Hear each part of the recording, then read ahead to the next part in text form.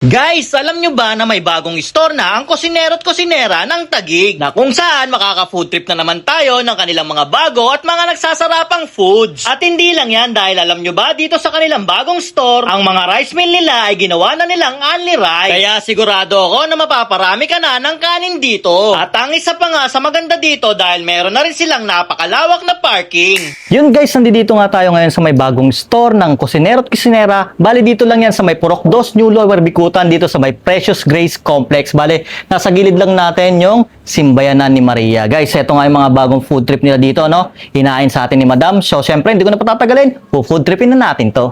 Yun guys, ang una nga natin food tripin dito yung kanilang Lomi Ducks. Ito nga yung nagbabalik sa kanilang menu. Ito nga yung kanilang Lomi Bicutan, guys. Bali, may kasama na rin tong yan, soft drinks, guys. Syempre, kakaiba to guys kasi merong hipon. Tikman na natin yan. So, tignan mo. Angat natin syempre. Yan guys, no? Lagay nga tayo dito, no? Yun. Kasi may kasama tayo syempre. Huwag tayo kumain para makasulit din sila ng food trip, no? Sarap nito. Iba yung noodles niya. Hindi siya yung manipis, no? Pa tayo. Dami laman.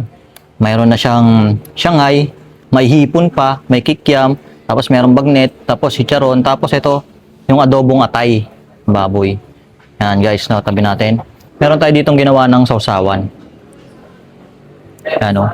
Pero, tikman natin to ng ganito lang muna, para malaman natin kung anong lasa. Tikman muna natin, no? Init.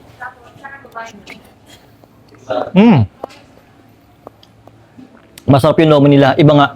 Hindi siya yung loming Batangas, guys, no? Masarap yung timpla niya.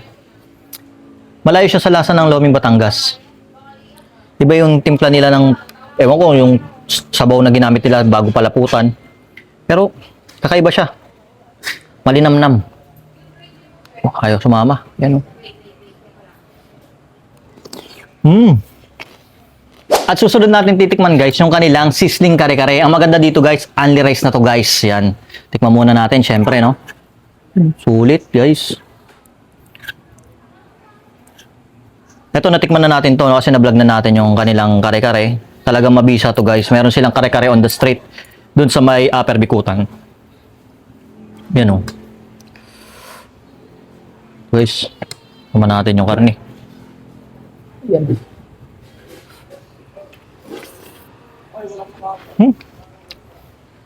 Ang sarap pa rin guys.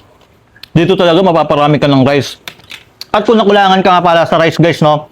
Ganito lang gagawin mo dito. Hindi ko narinig, pre. Hindi ako narinig. Oo, di ba? Lalaksan ko. Sir, rice pa po. Yun guys, oh. O, di ba? Umungol ka lang, meron ka na ditong extra rice guys. At ang maganda dyan, may kasama na rin ng drinks.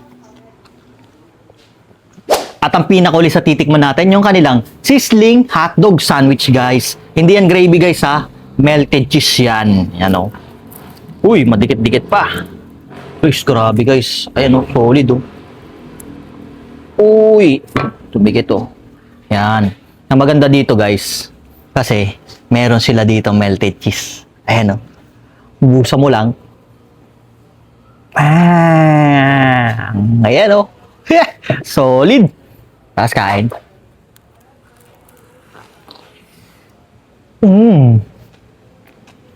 The best, sa sarap, guys. Magiging madungis ka lang.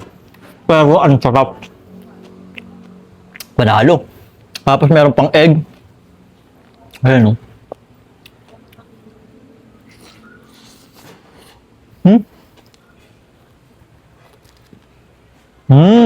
Yun guys, no, sa mga nakikrave nito at sa mga gusto ng ganitong food trip guys, open nga sila dito ng alas 11 ng umaga hanggang 12 midnight ng madaling araw guys. So, paano guys? Food trip na ako, napakasarap ng food sila dito. Paalam! Hello guys! Naghahanap ka ba ng healthy kape? Bakit hindi mo subukan tong Santon Gold Coffee Mix para healthy ang iyong gising araw-araw?